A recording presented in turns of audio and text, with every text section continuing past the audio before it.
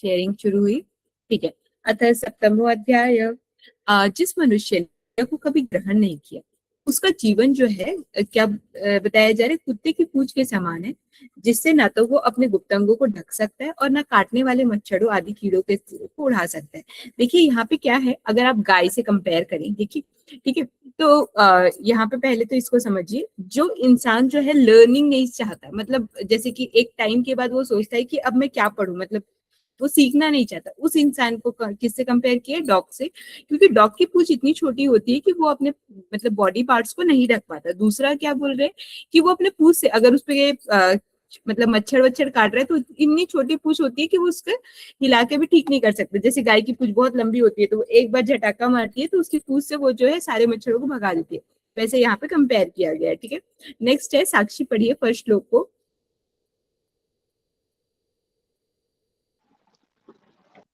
धन धान्य प्रयोगेषु विद्या ये संग्रहणेषु। वाला, सॉरी, ये वाला, ये वो पूरा तो नहीं दिख रहा। अच्छा, थोड़ा नीचे कर अच्छा देते हैं। नहीं नहीं हाँ अब अर्थनाशम मनस्तापम गृहे दुष्कृतानि च वंचनम च अपमानम च मतिमात्र प्रकाशयेत्। एक बुद्धिमान व्यक्ति को चाहिए कि वह अपने धन के नष्ट होने को, मानसिक दुख को, घर के दोषों को, किसी व्यक्ति द्वारा ठगे जाने और अपना अपमान होने की बात किसी पर भी प्रकट ना करे, किसी को भी ना बताए। प्रत्येक व्यक्ति को कभी न कभी धन की हानि उठानी पड़ती है। उसके नहीं नहीं, मन बस में बस यहाँ तक ही, बस इतना तक ही ठीक है। पढ़ते हैं, इसको आधा आधा ही पढ़ते हैं। देखिए यहाँ पे क्या ओके। बताया जा रहा है, एक सेकेंड ना, कोई कोई ज्वाइन हो रहा है, मैं उनको एक बार ऐड कर देती हूँ। देखिए यहाँ पे क्या बताया जा रहा है कि बुद्धिमान व्यक्ति को क्या चाहिए कि वो जो है मतलब ये चार पांच चीजें ना किसी को बताए मत, मतलब अपने घर की जो पर्सनल बातें हैं वो किसी से शेयर मत करे। कौन कौन सी बातें, आपका धन नष्ट हो गया, मतलब बिजनेस में हानि हो गई या फिर आपकी मनी खत्म हो गई, वो आप किसी को मत बताओ। क्या हुआ मेघना? ठीक है। फिर है मानसिक दुख। मानसिक दुख मतलब जो मेंटल टेंशन है घर की वो किसी को नहीं बताना चाहिए। ठीक है। फिर उसके बाद है किसी के द्वारा ठगे जाना, मतलब किसी ने धोखा दे दिया उसको किसी को नहीं बताना है, या फिर किसी ने आपकी इंसल्ट कर दी वो किसी को नहीं बताना है। क्यों? क्योंकि एक टाइम के बाद वो इंसान आपकी सारी बातें सुनकर किसी और को बता देगा। इससे अच्छा है कि ये सारी बातें कभी किसी को शेयर नहीं करनी चाहिए। नेक्स्ट है मेघना, आप ही पढ़ दो इसको, धन धान्य वाला, अनम्यूट करो। धन दान्य धन दान्य प्रयोगेषु विद्या संग्रहणेषु च आहारे व्यवहारे न लज्जा सुखी भवेत्। जो व्यक्ति धन दान के लेने देने में, विद्या अथवा किसी कला को सीखने में, भोजन के समय अथवा व्यवहार में लज्जाहीन होता है, अर्थात संकोच नहीं करता, वह सुखी रहता है। ठीक है, तो ये चार पांच चीजें जो इंसान मतलब करता है ना, वो मतलब जिसमें संकोच नहीं करता वो सुखी रहता है। पहले समझिए धन धान्य का लेन देन। ठीक है, धन धान्य का लेन देन मतलब सपोज टू से हम लोग बिजनेस कर रहे हैं। ठीक है, अब किसी इंसान से आपको पैसा लेना है तो उसको अगर आप बताएंगे नहीं और सिर्फ शर्माते रहेंगे कि नहीं मैं शर्मा रही हूँ शर्मा रही हूँ, तो नुकसान किसका होगा? खुद का ही नुकसान होगा। तो धन धान्य के लेन देन में कभी मतलब ये नहीं करना चाहिए, मतलब क्लियर हिसाब रखना चाहिए। ठीक है, दूसरा है विद्या या किसी कला को सीखने में, जैसे कि एक टाइम होता है, मतलब जैसे सपोज टू से अभी मतलब मैं 10 साल बाद कथक सीखना चाह रही हूँ। ठीक है, या फिर मुझे कराटे सीखने का बहुत शौक था, आज तक मैं नहीं सीख पाई, पर अभी मेरे कॉलोनी में कराटे सिखाना शुरू कर रहे हैं, मैं बच्चों के साथ सीख रही हूँ। तो उसमें मतलब लोग, मैं पहले सोचूंगी कि लोग मेरे बारे में क्या सोचेंगे, पर सीखने में क्या दिक्कत है? तो किसी कला को सीखने में आपको कभी शर्माना नहीं चाहिए। भोजन करते समय, अब आप खाना खा रहे कोई आगे, इसमें शर्माने की क्या बात है? वो भी खाना खाते हैं हम भी खाना खाते हैं, तो इसमें शर्माने का तो कुछ नहीं है। फिर है व्यवहार में लज्जाहीन होना, मतलब अगर आप कॉन्फिडेंस है किसी से अच्छे से बात कर रहे हैं तो इसमें क्या शर्माना, मतलब अगर आप कॉन्फिडेंट है किसी से भी अच्छे से बात कर सकते हो तो ये तो अच्छी बात है। तो अर्थात इसमें संकोच नहीं करना चाहिए। जो ये चार चीज में संकोच नहीं करता है वो हमेशा सुखी रहता है। ठीक है, नेक्स्ट है मोनिका, पढ़िए। संतोषामृत प्रकृतानं यत् सुखं शान्तचेतसां न च तद् धनलुब्धान् नित्यस्तश्च धावताम्। जो व्यक्ति संतोष रूपी अमृत से तृप्त है, मन से शांत है, उसे जो सुख प्राप्त होता है वह धन के लिए इधर उधर दौड़ धूप करने वाले को कभी प्राप्त नहीं होता। ठीक है। तो यहाँ पे देखिए दो लोग की कंपैरिजन की है, एक सुखी व्यक्ति और एक मतलब जो संतोषी व्यक्ति मतलब, और दूसरा जो है हमेशा मतलब लालची व्यक्ति। ठीक है। तो जो संतोषी व्यक्ति है वो क्या है, अमृत से तृप्त है। कौन से अमृत से, संतोष से, मतलब उसके मन सेटिस्फाई है। तो वो क्या होगा, वो हमेशा पीसफुल रहेगा। उसको जो सुख मिलेगा वो हमेशा, जो धन के लिए मतलब दिन रात, हाँ मतलब अभी और पैसा चाहिए और पैसा चाहिए, मतलब दिन रात दौड़ धूप कर रहा है, उसको कभी नहीं मिलेगा। क्यों? क्योंकि दूसरा इंसान जो है कभी सेटिस्फाई ही नहीं होगा। ठीक है। नेक्स्ट है प्राची, पढ़िए संतोषेशु वाला।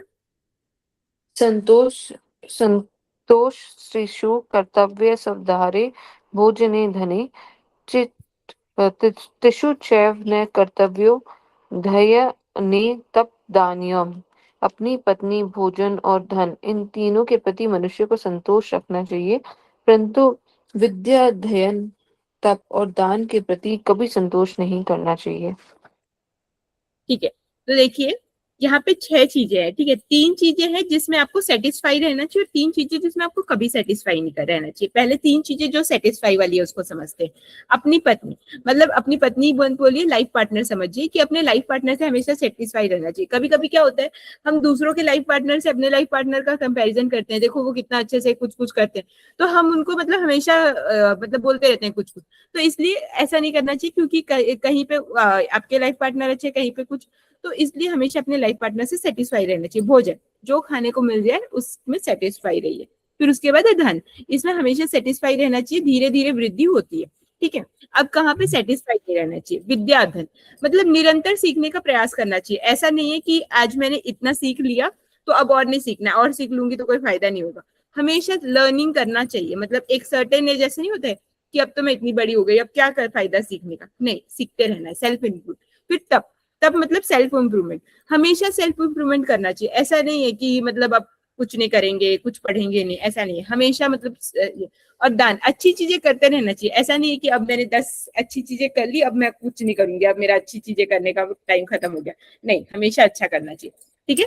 तो इन ये 3 चीज जो है, विद्या, अध्ययन, तप और दान, इनमें कभी सेटिस्फाई नहीं रहना चाहिए। ठीक है। सुरुचि पढ़ो।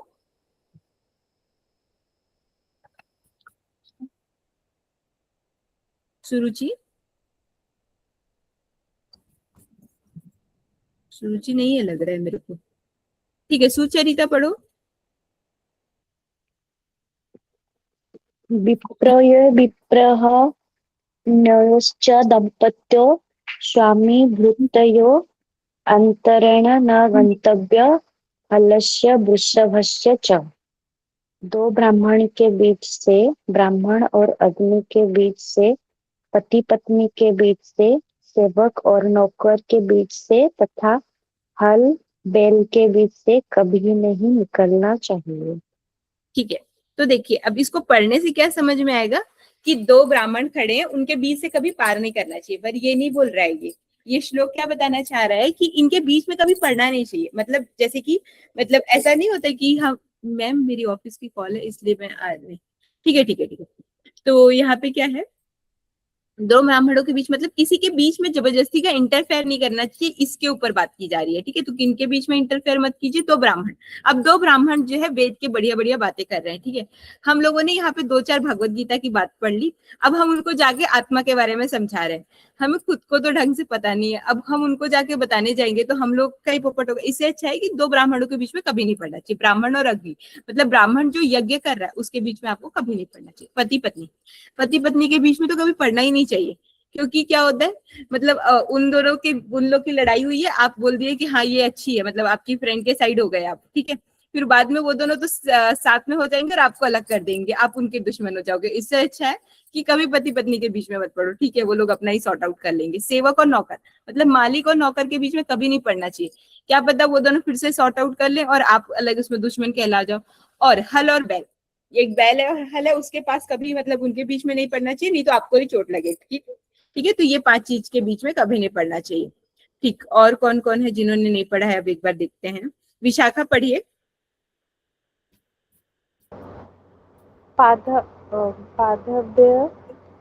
न पृषेदगिनी गुरुम ब्रह्माण्मेव च नेव कुमारी च न वृद्ध न शिशु तथा अग्नि गुरु ब्रह्मांड गाय और कुंवारी कन्या बूढ़ा आदमी और छोटे बच्चे इन सबको पैरों से कभी नहीं छूना चाहिए। ठीक है, तो देखिए यहाँ पे क्या बताया जा रहा है, मतलब पैरों से नहीं छूने का मतलब है कि इन सब की हमेशा रिस्पेक्ट करनी चाहिए। कौन कौन है? अग्नि, ठीक है, अग्नि को तो कभी पैर से टच नहीं करना चाहिए, अग्नि को तो हाथ से भी नहीं टच करना चाहिए, नहीं तो जलोगे। नेक्स्ट है गुरु, गुरु तो रिस्पेक्ट वाले हैं, उनको कभी पैर से नहीं टच करना चाहिए। फिर है ब्राह्मण, गुरु के लिए तो ऐसा भी बोला जाता है, जैसे हम लोग पहले योगा क्लास करते थे, तो मैंने पतंजलि से पढ़ाई की है, तो वहां पे क्या होता था, जब मतलब ऐसे रामदेव बाबा जब स्टेज में पढ़ाते थे ना, तो ऐसे बोलते थे कि जब मतलब अगर आप बैठ रहे हो तो ऐसे पैर ऐसे सामने करके मत बैठो उनके साइड, मतलब उनको पैर मत दिखाओ। क्यों? क्योंकि गुरु हैं वो, ठीक है। और मतलब जैसे हमें शवासन में भी लेटना रहता था, तो हम उल्टा लेटते थे, मतलब सर हमारा उनके साइड और पैर हमारा इधर। क्यों? क्योंकि गुरु को मतलब पैर नहीं दिखाते, उनको पैर से टच करने जाने की तो दूर की बात है, उनकी तरफ पैर करके बैठते भी नहीं है, ठीक है। फिर है ब्राह्मण, ब्राह्मण मतलब वही। फिर उसके बाद गाय, कुमारी कन्या, क्योंकि कुमारी कन्या को भी नौ दुर्गा का रूप मानते हैं, इसलिए हम लोग उनको नौ कन्या खिलाते हैं। बूढ़ा आदमी और बच्चे, इन सबको कभी भी मतलब पैर से नहीं छूना चाहिए, इनका डिसरिस्पेक्ट नहीं करना चाहिए, ये इसमें बताया जा रहा है, ठीक है।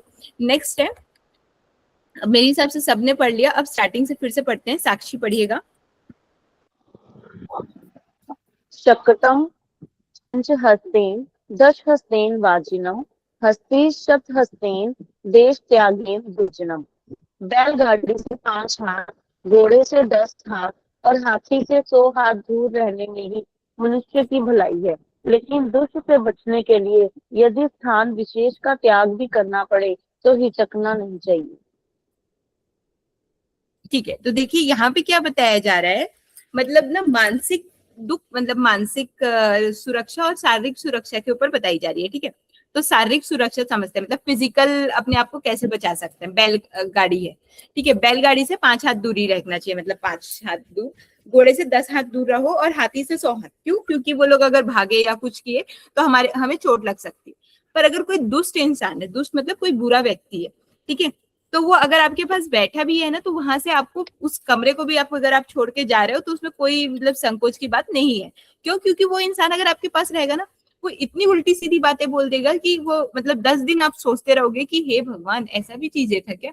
मतलब बहुत सारा मेंटली आपको मतलब डिस्टर्ब कर देंगे। तो ऐसे बुरे इंसान से दूर ही चले जाना चाहिए, सोचना नहीं चाहिए। ये मेंटली हानि के ऊपर बताया गया है, ठीक है। नेक्स्ट है, मोनिका पढ़ो। हस्ति अंकुश मात्रेण वाजी हस्तेन ताड़यते श्रृंगी बगुले हस्ते खग हस्तेन दुर्जनः। हाथी को अंकुश से वश में किया जाता है, घोड़े को हाथ की थाप से सीधे रास्ते पर लगाया जाता है।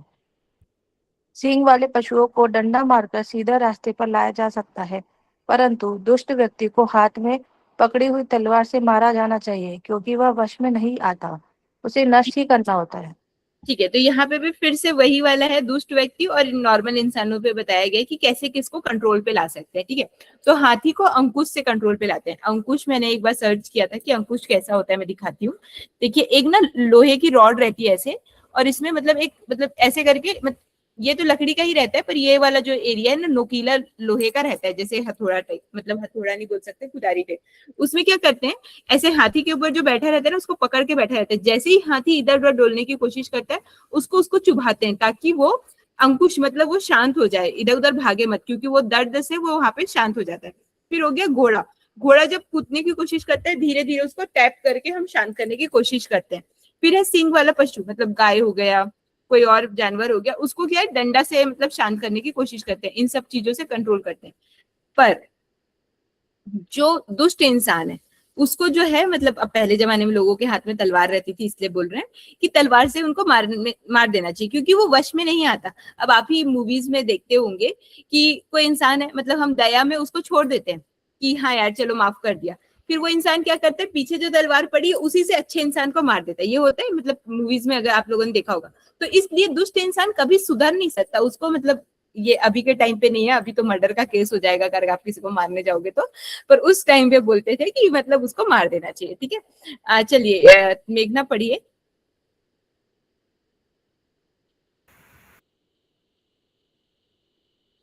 मेघना, आप म्यूट पे हो मेघना।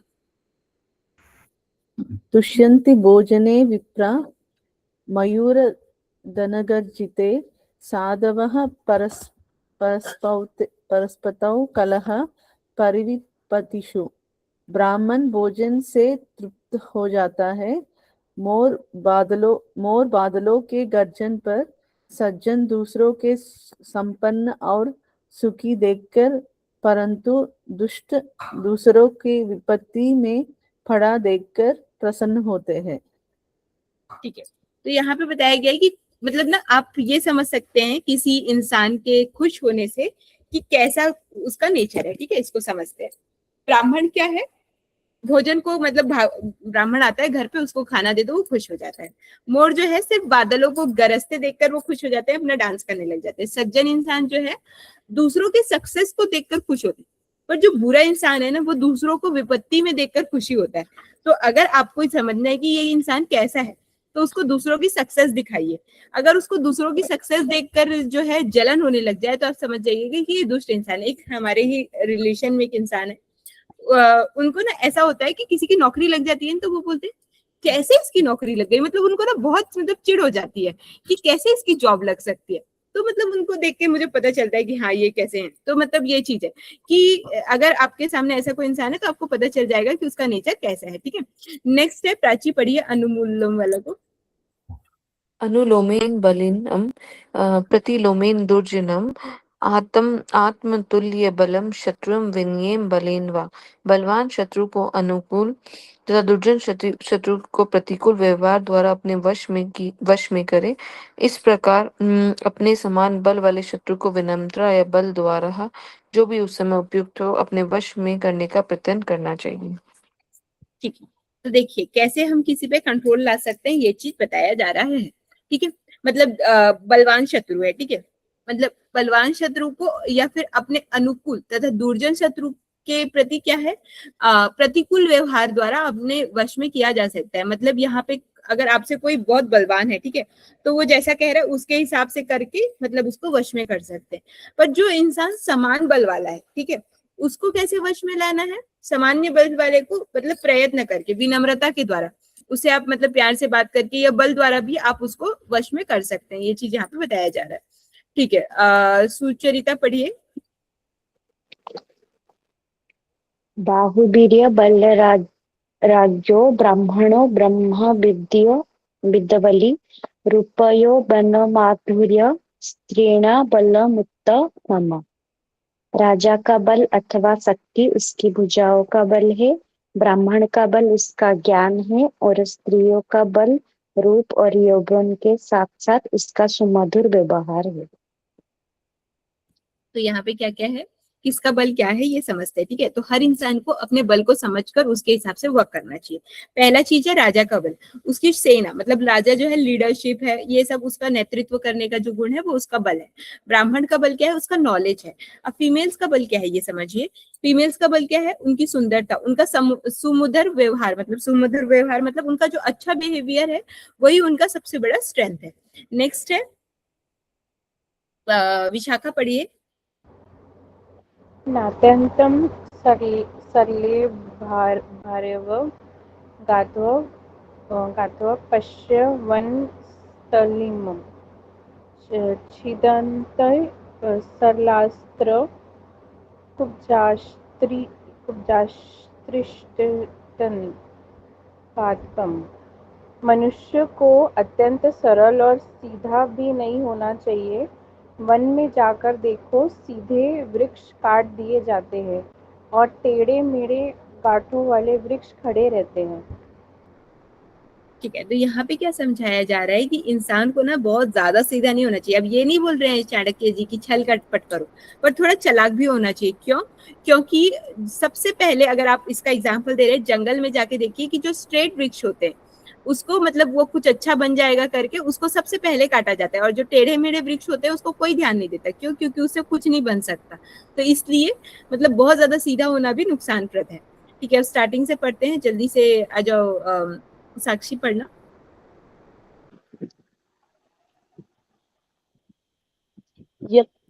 यत्रोदकं तत्र वसन्ति हंसा तथा पुष्पं परिवर्जयन्ति न हस्तुल्पेन तुल्येन नरेण भाव्यं पुनस्त्यजन्ते पुनराश्रयन्ते। जहाँ जल रहता है वहाँ हंस रहते हैं, और जब जल सूख जाता है तो हंस उस स्थान को छोड़ देते हैं। मनुष्य को हंस के समान स्वार्थी नहीं होना चाहिए, क्योंकि वे कभी त्याग करते हैं और कभी आश्रय लेते हैं। ठीक है, तो यहाँ पे ना हंस से कंपेयर किया गया है। हंस क्या करते हैं, जहाँ पे पानी रहता है वहां पे क्योंकि उनको मछली मिलती है तो वो वहां रहते हैं, और फिर उसके बाद जैसे ही वहां का पानी सूख जाता है वो वहां को छोड़ देते हैं। ठीक है, पर मनुष्य अगर हंस के समान हो गया कि उनको जिनसे मतलब है उनसे बात करो, और फिर जैसे ही मतलब खत्म वहां से छोड़ के उनको भाग जाओ, ऐसा अगर रहेंगे तो फिर क्या है, मतलब दूसरी बार उनसे जरूरत पड़ेगी तो कैसे जाएंगे। तो इसलिए मनुष्य को ऐसा स्वार्थी नहीं होना चाहिए। उनको मतलब जब तक मतलब है तब भी, और मतलब नहीं है तब भी लोगों को मतलब अपने संबंधियों के साथ रहना चाहिए। नहीं तो जब दूसरे टाइम जरूरत पड़े तो आप उनसे मतलब उनके पास नहीं जा सकते। ठीक है, नेक्स्ट है मोनिका पढ़िए। उपार्जितानां वित्तानां त्याग एव हि शरणं तडागोदर संस्थानां परिवारः इवाह इवा भासम। अर्जित अथवा कमाए हुए धन का त्याग करना अर्थात उसका ठीक ढंग से व्यय करना, उससे सार्थक लाभ उठाना ही उसकी रक्षा है। जिस प्रकार तालाब में भरे हुए जल को निकालते रहने से ही उस तालाब का पानी शुद्ध और पवित्र रहता है। देखिए, यहाँ पे क्या बताया गया है कि जो आपके पास इनकम आ रही है ना उसको सही तरीके से खर्च भी करना चाहिए। ऐसा नहीं है कि पैसा आ गया और उसको एकदम दबोच के धर लिया कि नहीं अब उसमें खर्चा ही नहीं करेंगे, खर्चा ही नहीं करेंगे। क्यों? क्योंकि जैसे तालाब का पानी अगर निकलेगा नहीं तो सड़ जाता है, वैसे ही आप अगर कुछ चीज को रखे हो और उसको बिल्कुल भी खर्च नहीं कर रहे हो तो वो आपका मतलब फायदा नहीं होगा। क्या पता मतलब बहुत सारा पैसा ले आ गया और उसको जमा करके रख लिया और मतलब घर पे चोरी हो गई, तो मतलब सारा का सारा चला जाएगा ना। तो इससे अच्छा है कि उपयुक्त चीजों पे खर्च करते रहना चाहिए। नेक्स्ट है प्राची की, शायद प्राची पढ़ो। यस्य यथार्थ एक सेकेंड यस्य यथार्थ तस्य मित्रामि यस्य यथार्थस्य बांधवम यस्य यथार्थ से मान लोके यस्य यथार्थ सच जीवति। संसार में जिसके पास धन है उसी के सब मित्र होते हैं, उसी के सब भाई बंधु और सज्जन होते हैं। धनवान व्यक्ति को ही श्रेष्ठ व्यक्ति माना जाता है। इस प्रकार वह आदर पूर्वक अपना जीवन बताता है। ठीक है, तो यहाँ पे धनवान व्यक्ति को मतलब उसकी महत्वता बताई गई है कि जो अमीर रहता है ना मतलब सब उसी से दोस्ती करना चाहते हैं, उसी के सब रिश्तेदार बनना चाहते हैं, उसी को श्रेष्ठ माना जाता है, और उसी के साथ सब जो है मतलब जो अमीर इंसान रहता है वो बहुत रिस्पेक्ट के साथ अपना जीवन बिताता है। नेक्स्ट है सुचरिता पढ़िए। स्वर्ग स्थितानामिह जीवलोके चत्वारि चिह्नानि वसन्ति देहे दानप्रसंगो मधुरा च वाणी देवर्चन्त ब्राह्मणत ब्राह्मणत अर्पणा च। स्वर्ग से इस संसार में आने वाले जीव के शरीर में चार बातें उसके चिन्ह रूप में रहती है, अर्थात उसके चार प्रमुख गुण होते हैं। उसमें दान देने की प्रवृत्ति होती है, वह मधुरभाषी होता है, देवताओं की पूजा अर्चना करता है, उनका आदर सत्कार करता है और विद्वान ब्राह्मणों को सदैव तृप्त अर्थात संतुष्ट रखता है। ठीक है, तो देखिए पहले ये स्वर्ग से आए लोग क्या होते हैं। हमने पहले भगवत गीता में क्या समझा था कि स्वर्ग में कोई इंसान जो है अगर मृत्यु के बाद जा रहा है तो ऐसा नहीं है कि वो हमेशा के लिए वहीं रहेगा। मतलब स्वर्ग पे कैसे होता है, मतलब भगवत गीता से जो मुझे समझ में आया, मतलब सपोज टू से मैंने 100 अच्छे कर्म किए तो मुझे 100 दिन की वैलिडिटी मिली स्वर्ग में रहने की। ठीक है, तो 100 दिन में स्वर्ग में बिता के आई, वैकेशन खत्म, अब वापिस भगवान जो है मनुष्य लोग पे भेज देते हैं, फिर से जाओ अच्छे कर्म करो फिर से आना। तो जब वो इंसान वापस आता है तो कैसे पता चलेगा कि ये इंसान स्वर्ग रिटर्न है, मतलब कैसे पता चलेगा कि मेघना स्पेन से रिटर्न है। वैसे ही स्वर्ग से रिटर्न वाली बात यहाँ पे पूछी जा रही है। ठीक है, तो देखिए क्या क्या उनके गुण है। पहला गुण है कि उनमें दान देने की प्रवृत्ति होती है, मतलब उनके पास है तो वो दान भी दे रहे हैं। वो मधुरभाषी होते हैं, मतलब मीठी बातें हैं, देवता की पूजा अर्चना करते हैं, ठीक है। और लास्ट है उनके अंदर आदर सत्कार करने का भाव होता है, और वो जो है विद्वानों और ब्राह्मणों को सदा संतुष्ट रहते हैं, मतलब उनके व्यवहारों से, ठीक है। अब यहीं पे नेक्स्ट श्लोक बताया जाएगा चंडाल वाला। विशाखा पढ़ो। अत्यंत कोपम कटुका च वाणी दरिद्रता च स्वजनेषु वैरम नीच प्रसंग कुलहीन सेवा चिह्नानि देह नरक स्थितितानम। इसी प्रकार नरक में रहने वाले जब देह धारण कर इस संसार में आते हैं तो उनमें ऊपर अ, बताए गए चीहों चीहों के सर्वथा विपरीत चिह्न होते हैं। वे मधुरभाषी होने के बजाय अत्यंत क्रोधी स्वभाव के होते हैं, कड़वी बात कहते हैं, वे निर्धन होते हैं, अपने परिवारजनों तथा मित्रों से वे द्वेष भाव रखते हैं, उनकी संगति में नीच लोग रहते हैं और वो नीच कुल वालों की सेवा करते हैं। ठीक है, तो देखिए ये कौन है चंडाल, मतलब जो क्या बोलते हैं नर्क से वापस आए उन लोग की क्या क्या बातें हैं। पहली बात, सबसे उनके सारे गुण विपरीत है, मतलब वो मधुरभाषी होने के बजाय बहुत कड़वी बातें करते हैं, मतलब कुछ भी बोले ऐसा लगेगा हे भगवान क्यों बोल रहे, इससे अच्छे से बात ही मत करो। वो जो है अपने परिजनों तथा मित्रों से द्वेष भाव रहते हैं, मतलब हमेशा उनको घृणा रहती है, कैसे इसका ये हो गया, मतलब कैसे ये अच्छा कर सकता है। उनकी संगति भी मतलब ऐसी अजीब लोगों से ही होती है, नीच लोगों से, और नीच कुल वालों की वो सेवा करते हैं, ठीक है। नेक्स्ट है मेघना पढ़िए। गम्यते यदि मृगेन्द्र मंदिरम लभ्यते करि कपोलमौक्तिकं जम्बुकाला कालायगते च प्राप्यते वत्स पुच्छकर चर्म खंडनम। यदि कोई मनुष्य सिंह की गुफा में पहुंच जाए तो वह संभव है कि उसे हाथी के मस्तक का मोती गजमुख प्राप्त हो जाए।